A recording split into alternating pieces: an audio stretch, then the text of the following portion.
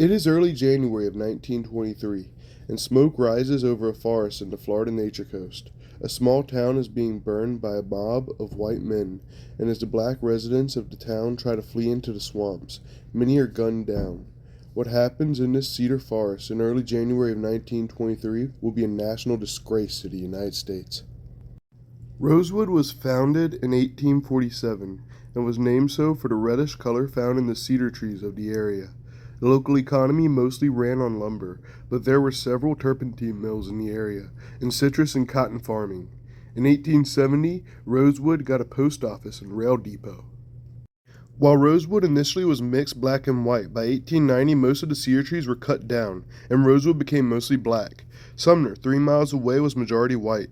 In 1915, Rosewood's population reached a zenith of 355 people. 2 families held prominence in the area. The Goins, who were a turpentine family and had largely moved to Gainesville due to lawsuits by white competition, and the Carrier family, which remained in town and was a lumber family. Due to Florida's harsh Jim Crow laws, the people of Rosewood largely relied on themselves, establishing their own community centers and institutions. By 1920, Rosewood was a thriving town. In 1995, 79-year-old survivor Robbie Martin described her childhood in Rosewood. Rosewood was a town where everyone's house was painted. There were roses everywhere you walked. Lovely. Florida has a harsh history of racial tension and violence, with nearby Hernando County having had the highest number of race crimes per capita in the entire nation in the 1890s. This came to a head on January 1st of 1923, when a Sumner woman named Fannie Taylor was assaulted in her home by whom she claimed to be a black man. The day before, the Klan had held a rally in Gainesville.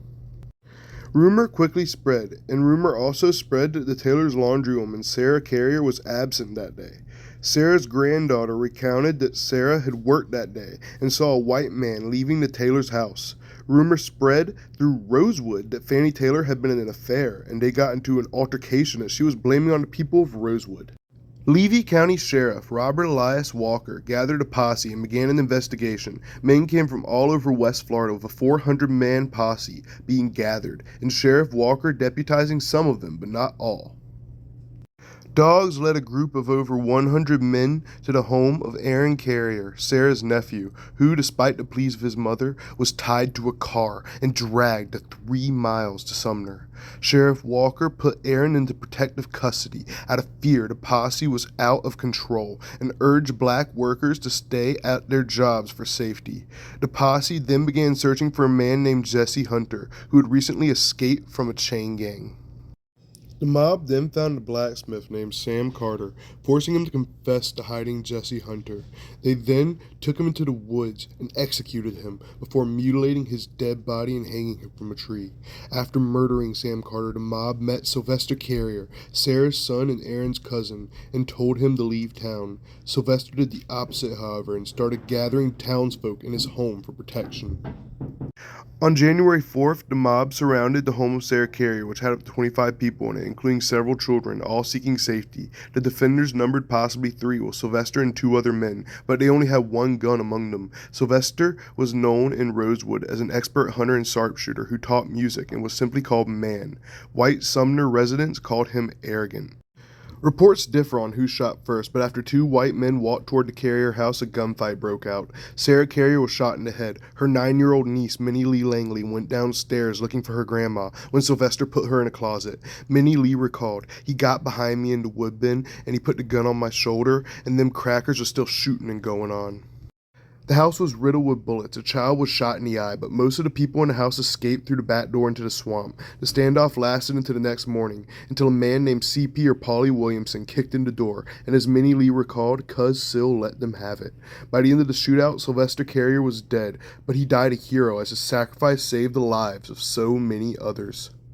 News of the quote-unquote race war in Rosewood made national headlines, prompting men from all over Florida and the South to come to raze Rosewood to the ground.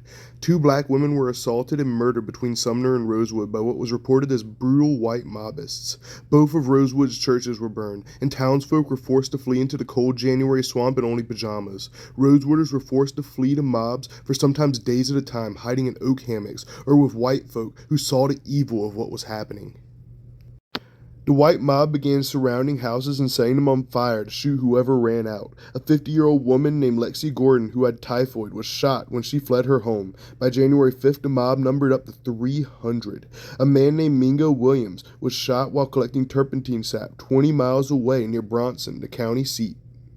Sheriff Walker was desperately trying to stop the intense race violence that he had unleashed, calling on help from Alachua County's Sheriff's Department, many of whom had just been at a Klan rally. Walker's men tried to keep black mill workers from going home and didn't allow hiding Rosewooders to go home out of fear of the lawless white mobs. However, many white Rosewood and Sumner residents refused to take part in the violence, with some even hiding and helping Rosewooders escape.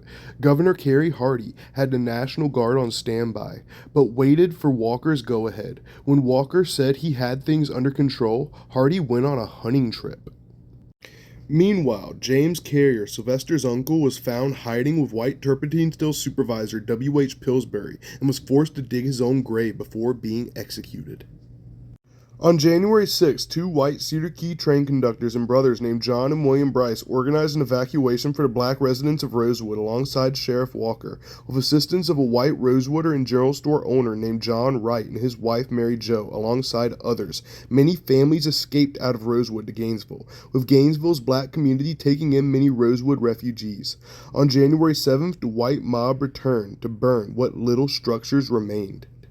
The extreme race violence in Florida sent shockwaves throughout the nation, with Governor Hardy appointing an all-white special grand jury with a white special prosecutor, out of fear the race massacre in Levy County would negatively affect the tourism industry.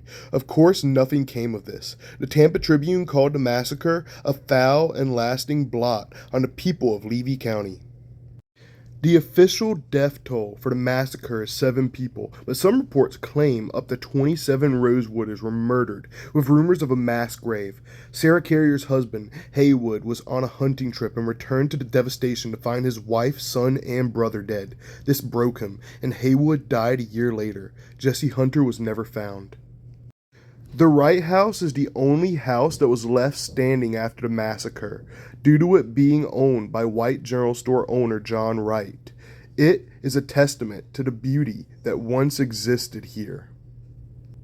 I think the moral of this story is that evil is not some sort of far-off concept that only rears its ugly head when the next Jeffrey Dahmer or John Wayne Gacy is caught. Evil can be your neighbor. Thanks for watching, and rest in peace to all the Rosewooders so tragically murdered in 1923.